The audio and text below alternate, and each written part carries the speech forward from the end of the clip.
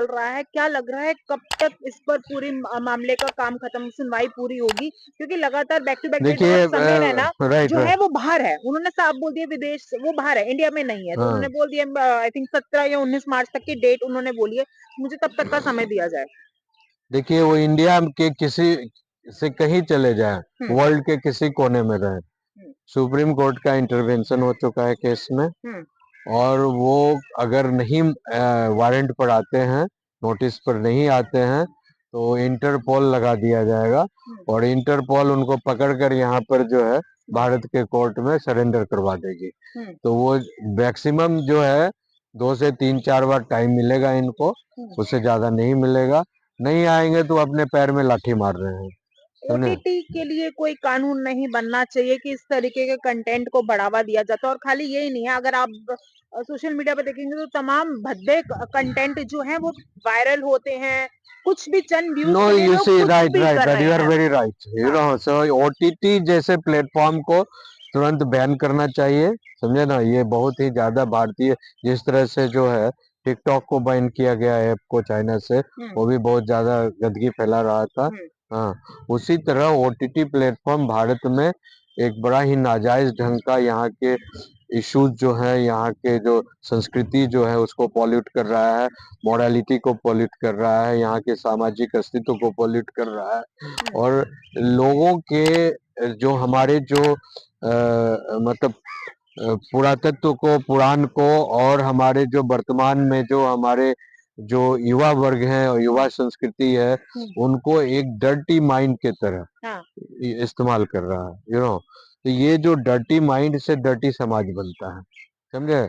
और उस तरह की चीजों को परोस कर वो पूरी व्यवस्था की संस्कृति को जो है शर्मसार कर रहा है। तो हम्म। मुझे लगता है कि इमिडिएटली भारत सरकार को इस पर आगे आना चाहिए हम्म। और ओटीटी प्लेटफॉर्म और कोई भी ऐसे प्लेटफॉर्म, और इस तरह के कई साइट्स हैं, जिस तरह आपने टिकटॉक को बैन किया, हम्म। उसके पूरे साइट्स को बैन करना। ये केवल नहीं कि आप 18 साल के हैं, ओके लिखिए हाँ। या नहीं लिखिए। उसमें तो जो 18 साल का नहीं भी है, उसमें लिख देता है हाँ मैं 18 साल के ऊपर हूँ, और हाँ। बटन दबा देता है। हाँ। बिकॉज जो सिस्टम को तो पता नहीं है कि हाँ। कौन ऑपरेट कर रहा है मोबाइल में और कंप्यूटर में क्या कर रहा है, तो लिख दिया नहीं है। उसके बाद सारी जो है blue film, 3x and all start हो जाए। इसमें छोटे छोटे आई मीन बच्चियों का जो के साथ ये लोग जो फॉरेनर कंट्री में करते हैं, जो हम्म। बैंड है बाकायदा, हाँ। ऐसे भी मटेरियल्स को बाकायदा एक्सप्लिट दिखाया जा रहा है। तो हमें लगता है कि ये ओवरलुक करने से काम नहीं चलेगा। सरकार को स्ट्रिक्ट इलेक्शन ले आई मीन स्ट्रिक्ट एक्शन लेना होगा, और एक्सटर्न एक्शन के साथ जो है एक्सटर्न कानून बनाने होंगे हम्म। पार्लियामेंट में। और एक स्पेशल सप्ताह मतलब डिवोट किया जाए हाँ। इस सारी पार्लियामेंट में, पूरा वीक इस पर जो है पूरे एक्सपर्ट्स को लगाया जाए, और पूरी वीक जो है बहस हो उस पर कि देश को कैसे बचाना है, संस्कृति को कैसे बचाना है, बच्चों के भविष्य को कैसे उज्जवल करना है, और कौन कौन से ज्ञानवर्धक चीजों को ही केवल अलाउ करना है, हम्म। ताकि हमारी संस्कृति, समाज, ज्ञान, विज्ञान, राजनीति बेहतर बन सके, बेहतर समाज बन सके, हम्म। बेहतर प्रतिष्ठा और ज्ञानवान हम पूरे।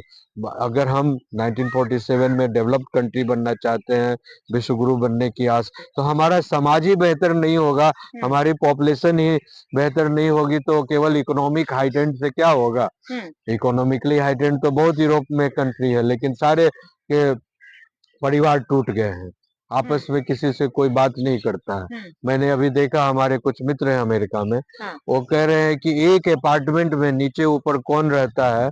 मैं 5 साल रहा उस अपार्टमेंट में, मुझे पता ही नहीं चला कि मेरे बगल में कौन रहता है, मेरे ऊपर कौन रहता है, हाँ। किसी से कोई मतलब नहीं है। हाँ। आज आपको नहीं जो लग रहा हिंदुस्तान में भी ऐसे ही ये हालात हो हो रहे हैं? रहा है ना, क्रिश्चियन एजुकेशन का कमाल है ये। Hmm. It's all happening due to alien education in India.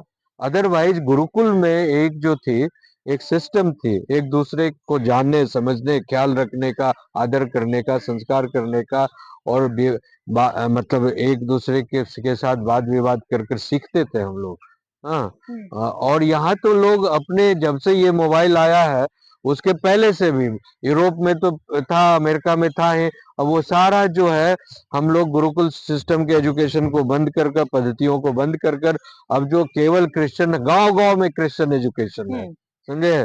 तो ये परिवर्तन हो गया है, जनमानस परिवर्तन की जरूरत है कि क्या जो हम सीख रहे हैं एजुकेशन के नाम पर, जो सिखाया जा रहा है, जो परोसा जा रहा है सुबह से शाम तक, स्कूल में, घर में, समाज में, वो हमें कहाँ ले जा रहा है। हाँ। हमारे सामाजिक दायित्व को हम निर्वहन करवा रहा है, हमारे जो परिवार के जो प्रति दायित्व है, रिस्पॉन्सिबिलिटी है, उसको हमारे बच्चे रिस्पॉन्सिबल कर रहे हैं कि नहीं, हमारे टीचर कर रहे हैं कि हमारे स्टूडेंट्स कर रहे हैं कि नहीं, हमारे गार्जियन माँ बाप कर रहे हैं कि नहीं। एक जो फैब्रिक ऑफ सोसाइटी था, जो एक दूसरे से बना था, वो बॉन्डेज जो था, लव का, एक प्रेम का, एक एक दूसरे को इज्जत प्रतिष्ठा देने का, सम्मान का, आदर का, वो सब डेटोरिएट कर रहा है, खत्म हो गया है, तो इसको एक री एनालिसिस करने की जरूरत है, असेसमेंट करने की जरूरत है, और इसके नवनिर्माण में मतलब एक कमिटी, बड़ी कमिटी बननी चाहिए, एक्सपर्ट कमिटी।